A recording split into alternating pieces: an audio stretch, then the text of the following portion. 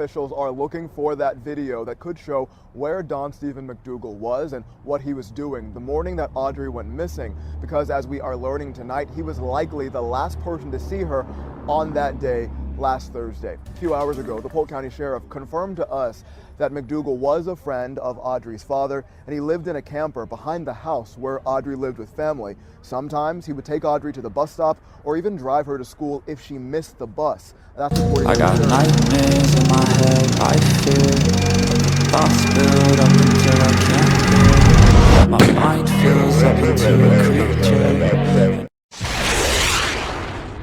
Hello and a warm welcome to True Crime Rocket Science, the most authentic voice in true crime. I'm your host, Nick. I've written over 100 books on true crime, well reviewed, and I've also covered numerous missing cases, not only on YouTube, but written books about these as well, including and especially the Madeleine McCann case. Today, the sheriff said McDougal has admitted to leaving the house with Audrii the day she went missing. However, he has not acknowledged whether or not he dropped her off at the bus stop. Before we get to the rest of my analysis, if you haven't subscribed to True Crime Rocket Science, please do.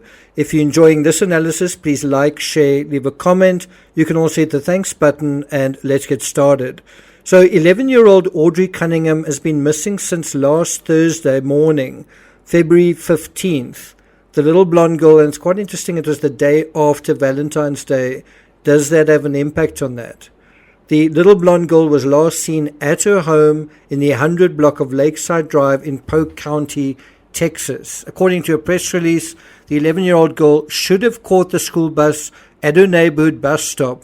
However, school officials reported to the sheriff's office that the school bus did not pick Audrii up, nor did she report to the school. That's according to the Polk County authorities. The Polk County Sheriff's Office said a backpack likely belonging to Audrii was located near the Lake Livingston Dam on February 16, the day after she went missing. That obviously is not looking like a very good sign. Now, according to the Sun, quote, it's not like her to, just run off or disappear. That's according to what her mother said. Her mother's name is Cassie Matthews, and that's what she told the press. She said she has a loving family. She has so many people that love her and adore her. Now, the one thing that certainly is worrying or concerning is we haven't heard from her father. What does her father know? What does her father say about all of this? And another question that I think one's got to ask, is it okay to allow an 11-year-old child to walk alone to school? And I know she was supposedly dropped off at the bus stop by her father, and some statements seem to suggest that she was actually dropped off by the suspect, and that it was his vehicle that was seen at the scene. But the issue remains, on other days she apparently walked to school, and is it okay to let an 11-year-old child walk anywhere alone in a dark, heavily forested area? Whether it's 1,000 feet or half a mile, that's a comment made by someone on Patreon. Law enforcement reports that on the 15th, McDougal was the last person to see Audrii, and his vehicle is on camera driving past the bus stop where he was supposed to drop her off. And so there's some kind of murkiness, muddiness around who dropped her off. And we do know that McDougal was a friend of her father's. And so where is her father? What does he have to say about this?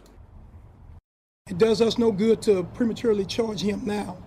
And then 3-4 months from now, it get tossed out of court because we were moving too fast. So I ask you, please understand as we work carefully through this, because Audrii deserves this. She deserves us taking our time. She deserves us making sure that we do it right.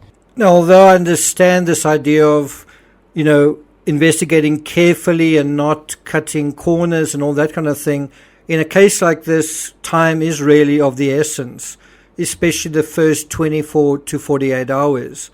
In any event, the authorities are looking for video from 6:30 a.m. to 8 a.m. from February the 15th of a 2003 dark blue Chevy Suburban, license plate FM3126.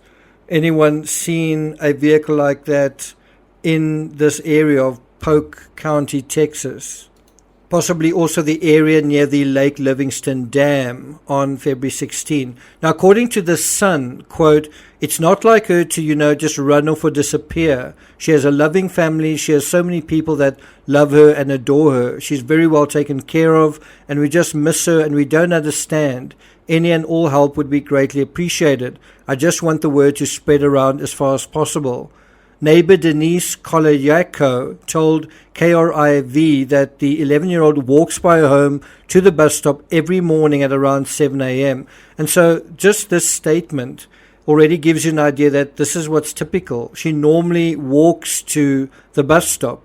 And I don't know if that is what is already a red flag. Why on that day was she driven somewhere? And ultimately, was she driven anywhere?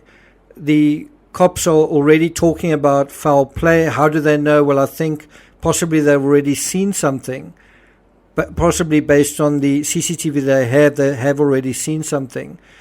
The walk from Audrey's home to the bus stop is about half a mile, and Kolojako's house is at the halfway point. Kolojako said that her dog always alerts when Audrey walks by. I think a better word for that is just that the dog barks when Audrey walks by.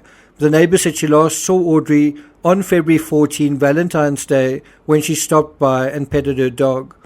And so the question is, what happened on Thursday that Audrey didn't end up walking to school? I wonder whether her mother knows about that. Now, from this description, it sounds like Audrey didn't make it as far as halfway to the bus stop, which suggests someone knew where she lived and where she left for school. And we do know that the suspect in this case, the person of interest, obviously did know where she lived and would have known when she left for school because he lived right behind her and, scarily enough, also sometimes babysat her. And so what are we dealing with here except perhaps someone who was coveting, someone who was right there coveting? We begin by coveting what we see every day. According to the Daily Mail, quote, "I want to say that we are hopeful that we can bring Audrey home alive, and that is what we are absolutely working for right now. Based on the evidence that we've got, we understand foul play is a factor as well." And that is from Lieutenant Craig Cummings, something that he said to the media. So our thoughts and prayers are obviously with this little girl. Hopefully information will come forward that can help us understand what is going on in this case. Thank you for listening, and I'll see you guys next time.